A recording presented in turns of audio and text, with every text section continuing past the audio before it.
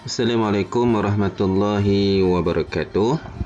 Baik, anak-anak yang Ustaz kasihi sekalian, InsyaAllah pada hari ini kita akan sambung tajuk mementingkan diri sendiri. Akan tetapi kali ini kita akan membicarakan tentang akibat suka mementingkan diri sendiri, dan yang kedua, bagaimana cara kita hendak menghindari sikap mementingkan diri sendiri ini, insya-Allah.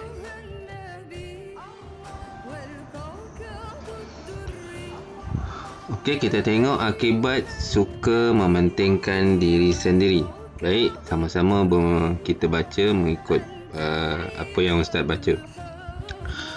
Pertama, tidak mendapat tempat di hati manusia. Sekali lagi, tidak mendapat tempat di hati manusia. Okey, bagus. Okey, apa yang dikatakan tidak mendapat tempat di hati manusia ini ialah seseorang itu dia tidak mendapat perhatian daripada masyarakat di sekeliling, ataupun masyarakat sekeliling tidak mempedulikan orang yang suka mementingkan diri sendiri ni. Maksudnya dia berada dalam keadaan serupa macam berada di dalam hutan ataupun berada di dalam gua. Kalau contoh kan dalam hutan kadang-kadang tak ada orang, yang ada binatang saja ataupun haiwan. Itu contohlah. Maksudnya dia mungkin tidak dihiraukan oleh masyarakat sekeliling. Dia mungkin tidak dilihat ataupun disenangi oleh jiran ataupun kawan. Apa jua yang dilakukan oleh orang yang suka mementingkan diri sendiri ni, orang memang tidak sukai padanya, dan orang pun tidak mengendahkan apa yang dia buat. Itulah yang dikatakan tidak mendapat tempat di hati manusia. Okey, yang kedua, boleh menimbulkan permusuhan dan perpecahan dalam masyarakat.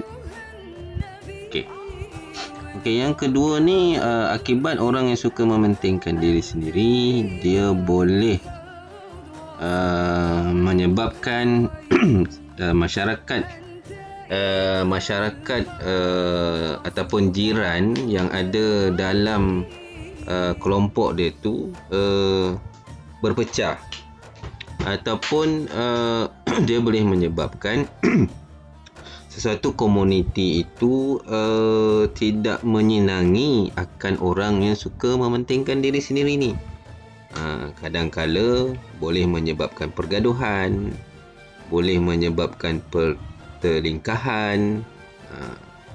Jadi itulah akibatnya kalau suka mementingkan diri sendiri ni, boleh menyebabkan ketidaksenangan oleh semua orang, baik masyarakat, baik jiran tetangga, begitu juga dengan rakan. Kadang-kadang ada rakan-rakan ataupun kawan-kawan yang ada di sekelilingnya. Okey ya. Okey, baik. Okey, yang ketiga, memutuskan hubungan silaturahim dan kasih sayang antara satu sama lain. Ya. Okey, yang ketiga ni, orang yang mementingkan diri sendiri ni, dia akan menyebabkan terputusnya hubungan persaudaraan sesama jiran tetangga, ataupun terputusnya hubungan kekeluargaan, terputusnya hubungan sesama kawan-kawan, ataupun bersama dengan rakan-rakan, bersama dengan sahabat-sahabat.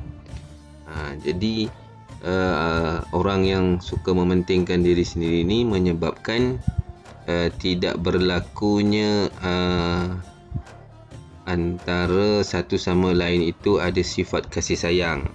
Bila tidak ada sifat kasih sayang antara satu sama lain, maka jadilah seperti mana Ustaz sebut tadi. Yang kedua, berlakunya permusuhan, ada kaitannya. Berlakunya pergaduhan, itulah yang menyebabkan akibat-akibatnya orang yang sangat suka mementingkan diri sendiri ni. Jadi bila dah terputusnya hubungan antara satu sama lain ataupun terhubungan silaturahim ni, maka di situ telah berlakunya orang kata hubungan yang baik lah. Jadi semua orang tak nak begitu, jadi kena elakkanlah mementingkan sifat diri sendiri. Tetapi kalau dia buat juga, inilah akibatnya. Okey, baik. Okey, ada 4 cara-cara untuk kita menghindari sikap mementingkan diri sendiri ni. Maksudnya untuk mengatasi berlakunya sifat mementingkan sendiri, jadi kita ada 4 cara untuk kita nak selesaikan. Okey, yang pertama ni sentiasa merendah diri.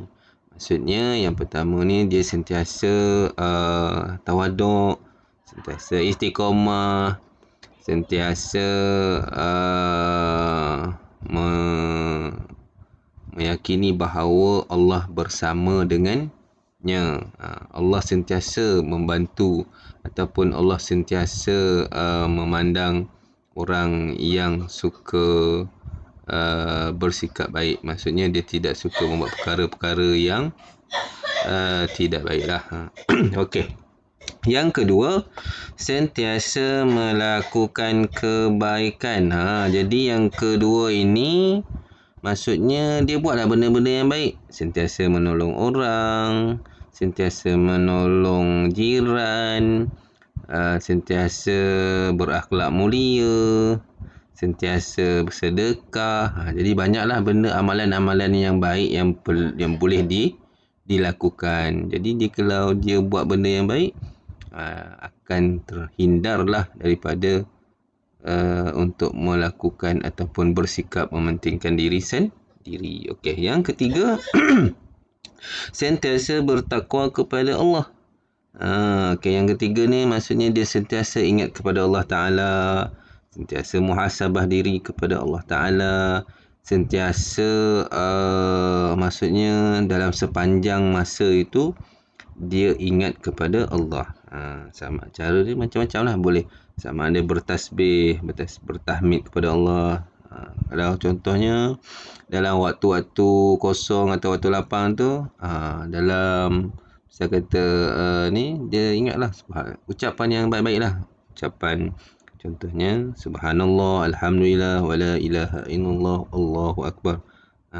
Jadi kalau takut ataupun bertakwa kepada Allah ni, insya-Allah Allah akan sentiasa melindungi orang-orang yang sentiasa menghindari sifat yang tidak baik ni, insya-Allah. Okey, yang keempat, takut balasan dan azab daripada Allah. Bila buat saja benda yang tak baik, ingat Allah Ta'ala. Bila buat sahaja perkara yang tidak elok, seperti inilah mementingkan diri sendiri ni, ingat bahawa akan ada azab, akan ada balasan daripada Allah.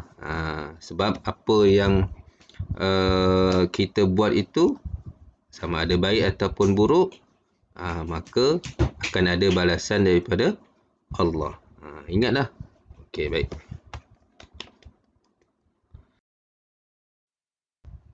Okey, Ustaz rasa itu saja untuk perkongsian ilmu kita pada hari ini. Mudah-mudahan apa yang Ustaz terangkan tadi mendapat manfaat dan mendapat sedikit ilmu. Moga kita dapat berkongsi, insya-Allah. Assalamualaikum warahmatullahi wabarakatuh.